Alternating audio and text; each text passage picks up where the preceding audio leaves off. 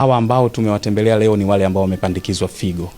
Katika hii kambi tumepandikiza wagonjwa 4. Kwa hiyo wengi wao leo wanaruhusiwa, manake kwa standard za kimataifa mgonjwa akipandikizwa figo anatakiwa kuruhusiwa kwenda nyumbani kuanzia siku ya 8. Na tangu tumeanza hii programu ya kupandikiza figo katika hospitali yetu ya Mloganzila tumeshapandikiza wagonjwa 28. Programu ya kutengeneza mishipa ya damu kwa ajili ya kuchujia damu kwa wagonjwa ambao wana matatizo ya figo tumeshafanyia wagonjwa mpaka sasa hivi. Tulianza hii programu mwaka 2024 na mpaka sasa hivi, mpaka hii juzi tarehe 19 mwezi wa 8 mwaka 2026 tumeshafanyia wagonjwa 289.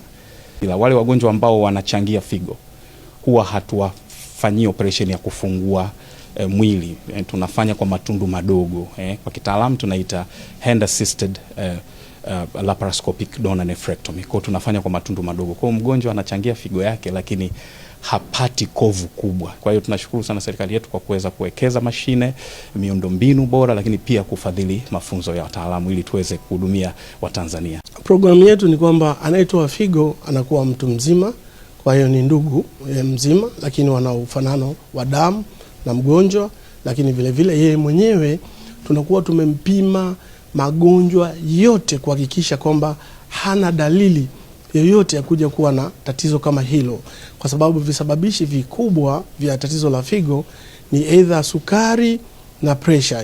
Hii ndio visababishi vikubwa zaidi.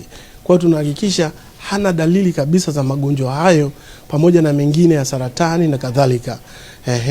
Kwa ndio maana atapimwa kupita kwenye magonjwa ya moyo, magonjwa ya mkojo, magonjwa ya kina mama kama mchangiaji wa figo ni mwanamke, na vile vile afya akili. Tunapoona kwamba kila kitu kiko vizuri, basi yule anaweza akampatia ndugu yake figo.